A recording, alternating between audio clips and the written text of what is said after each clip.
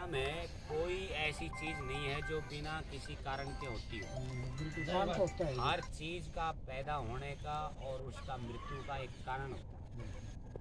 ठीक है, आदमी 100 साल को हो जाएगा, 100 साल का होने के बाद भी अगर मरेगा ना, तब भी उसके या तो खांसी होगी या बुखार होगी या पेट दर्द होगा या दस्त लगेगी या कुछ ना कुछ होगा। एक कारण बनता है, मृत्यु का कारण बनता है, जन्म का भी कारण बनता है। तो ये जो समस्याएं हैं हमारे जीवन में, इन समस्याओं का कारण क्या है, इस कारण को समझना यूनियन करने वालों के लिए सबसे ज़रूरी है। सबसे पहला जो अक्षर पढ़ना चाहिए यूनियन करने वालों को कि भाई हमारे जीवन में ये समस्याएं क्यों हैं, इनका कारण क्या है।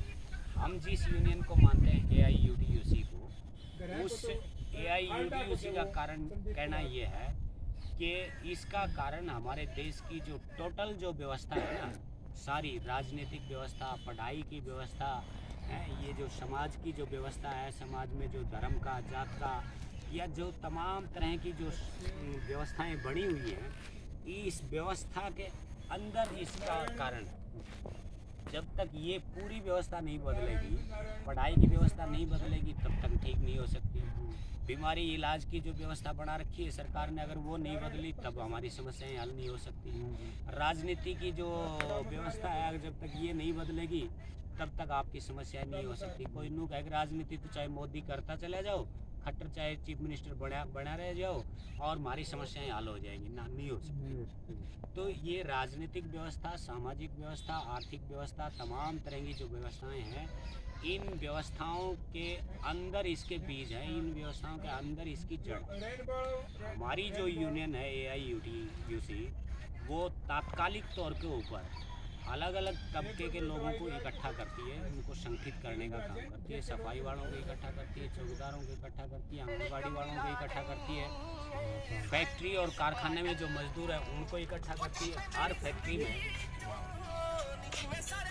फैक्ट्री में, हर कारखाने में यूनियन बनाते हैं, हर सरकारी महकमे के अंदर एक यूनियन बनाते हैं। ठीक है, तो ऐसे ही जो असंगठित क्षेत्र के जो जितने भी लोग हैं, संगठित क्षेत्र के जितने लोग हैं, सबकी यूनियन बनाते हैं और उनकी अपनी अलग अलग समस्याएं हैं। आपकी जो समस्या है वो फैक्ट्री में काम करने वाले मजदूर की नहीं है। फैक्ट्री में काम करने वाले जो मजदूर की समस्या है वो सरकारी दफ्तर में काम करने वाले कर्मचारी की नहीं है। आंगनवाड़ी की जो समस्या है वो मिड डे मील जो स्कूल में खाना बनाती है उसकी समस्या नहीं है।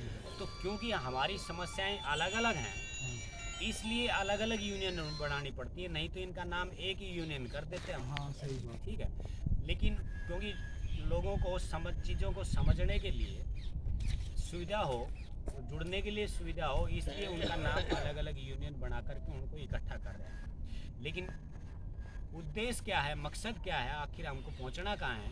पहुंचना हुआ है कि हमको इस देश की ये जो व्यवस्था है, इस व्यवस्था को ख़त्म करना होगा। ये जो राजनीतिक व्यवस्था है, सामाजिक व्यवस्था है, इस देश में जो पैसे से टिकी लेन देन की जो व्यवस्था है, वो उस व्यवस्था को ख़त्म करना है।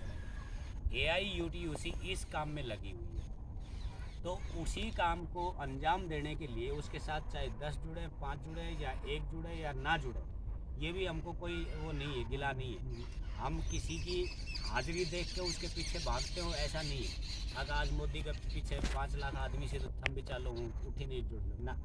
हमारे पास अगर एक आदमी है तो एक को ही साथ लेके चलते हैं, 5 आदमी है तो 5 को ही साथ लेके चलते हैं। हमको हाजिरी से कोई ज़्यादा सरोकार नहीं है।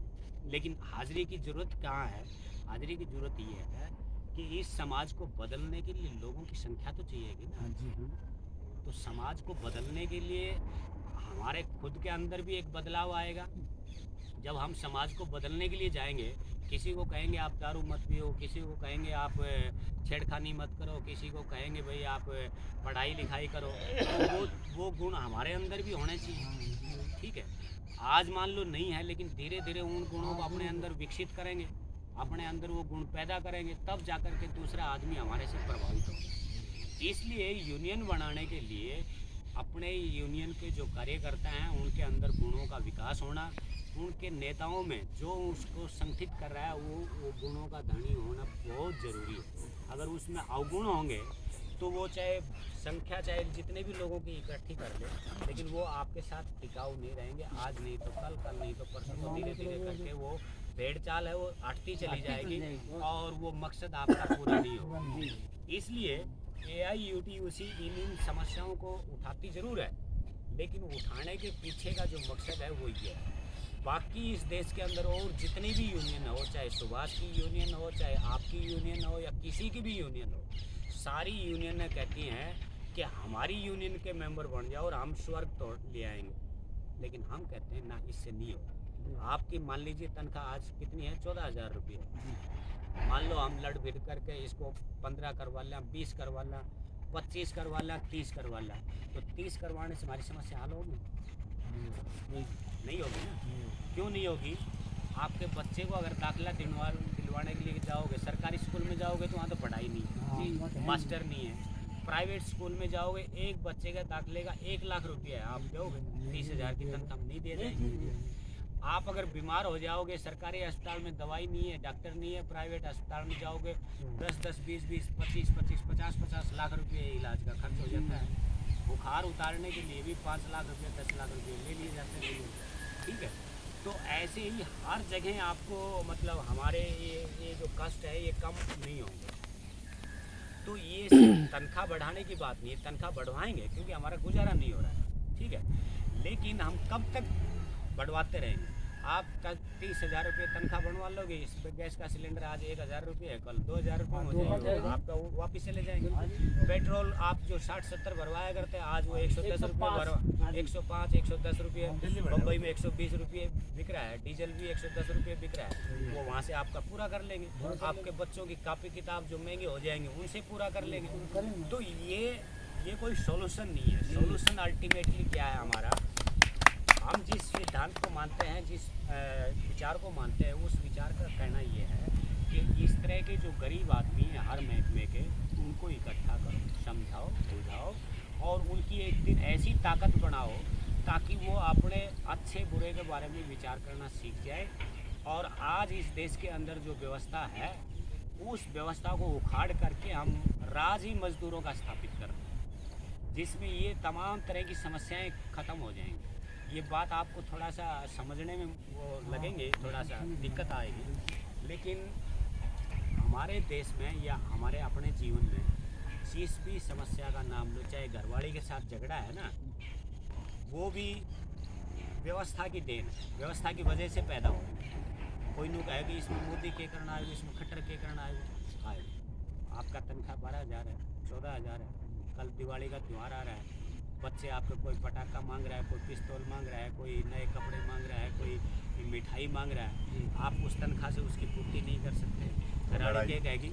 झगड़ा करेगी ना, बच्चे आपके साथ झगड़ा करेंगे।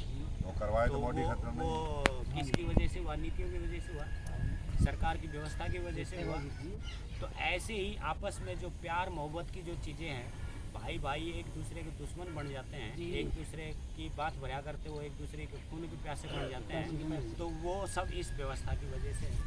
हमारा आप जो अंधे बने हुए हैं, अपनी समस्याओं को ना समझ करके कहीं झाड़ा फूक में, कहीं और दूसरी जगह टुंडे टोटके में अपने जीवन को खपाते हैं, तो वो सब क्या है? अज्ञानता की